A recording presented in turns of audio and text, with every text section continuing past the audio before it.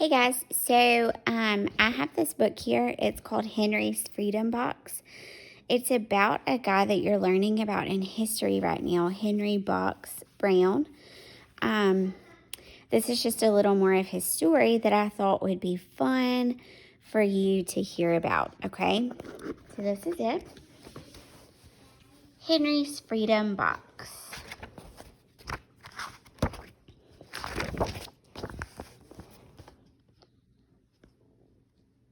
Henry Brown wasn't sure how old he was.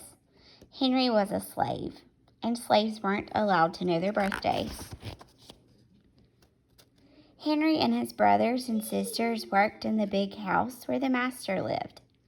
Henry's master had been good to Henry and his family, but Henry's mother knew things could change. Do you see those leaves blowing in the wind? They're torn from trees like slave children are torn from their families. One morning, the master called for Henry and his mother. They climbed the wide staircase. The master lay in bed with only his head above the quilt. He was very ill. He beckoned them to come closer. Some slaves were freed by their owners. Henry's heart beat fast. Maybe the master would set them free. But the master said, "You're a good worker." I'm trying to get it so you can see it all. The master said, "You're a good worker, Henry. I'm giving you to my son. You must obey him and never tell a lie." Henry nodded, but he didn't say thank you. That would have been a lie. Later that day, Henry watched a bird soar high above the trees. Free bird, happy bird, Henry thought.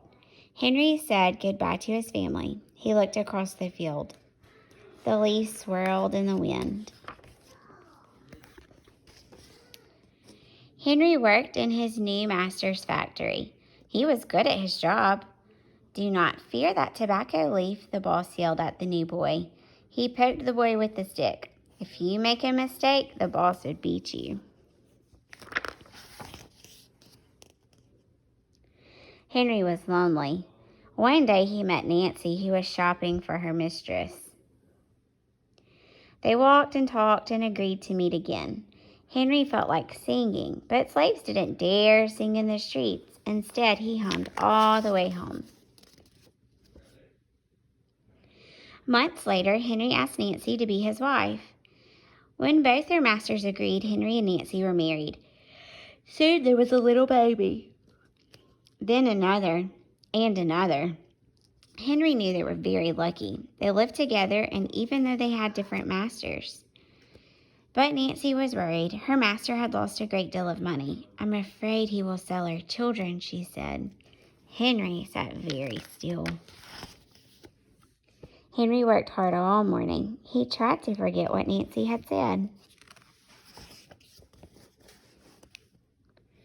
His friend James came into the factory. He whispered to Henry, "Your wife and children were just sold at the slave market." "No," cried Henry. Henry couldn't move. He couldn't think. He couldn't work. "Twist that tobacco," the boss poked Henry. Henry twisted tobacco leaves. His heart twisted in his chest. At lunchtime, Henry rushed to the center of town. A large group of slaves was tied together. The owners shouted at them. Henry looked for his family. "Father! Father!" Henry watched his children disappear down the road. Where was Nancy? He saw her the same moment she saw him. When he wiped away his tears, Nancy too was gone. So sad, guys. Henry no longer sang. He couldn't hum. He went to work, and at night he ate supper and went to bed. Henry tried to think of happy times, but all he could see were the carts carrying away everyone he loved. Henry knew he would never see his family again.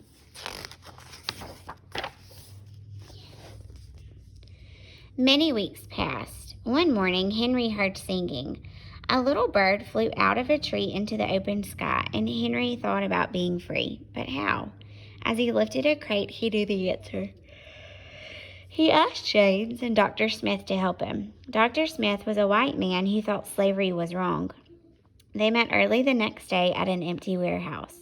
Henry arrived with a box. I will mail myself to a place where there are no slaves, he said. James stared at the box, then at Henry.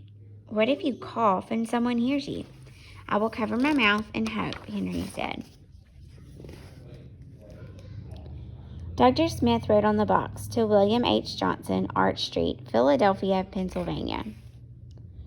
Henry would be delivered to his friends in Philadelphia. Then he printed on the crate in big letters, "This side up with care." Henry needed an excuse to stay home or the work boss would think he had run off. James pointed to Henry's sore finger, but Henry knew that wasn't bad enough. He opened a bottle of oil of Vitarol. "No," cried James. Henry poured it on his hand. It burned his skin to the bone. Now the boss would have to let him stay home. Dr. Smith bandaged Henry's hand. They arranged to meet the next morning at 4 o'clock.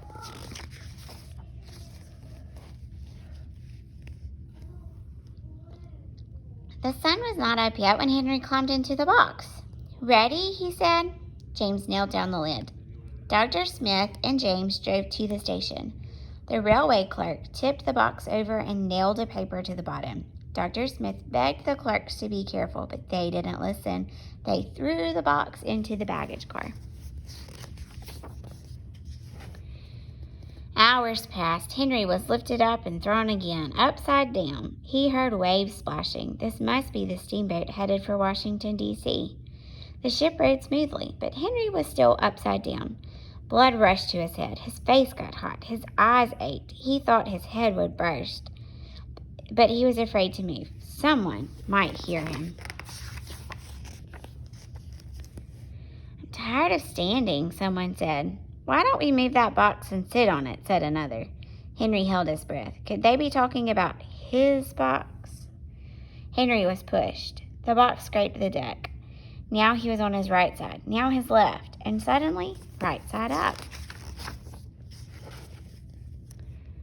"What do you think's in here?" said the first man. "Mail, I guess," said the other.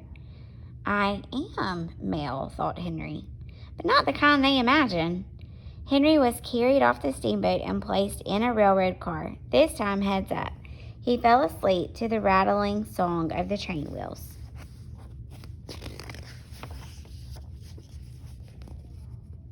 He awoke to loud knocking. "Henry, are you all right in there?" "All right," he answered. The cover was pried open. Henry stretched and stood up. 4 men stood and smiled at him. "Welcome to Philadelphia." At last, Henry had a birthday, March 30th, 1849, his first day of freedom.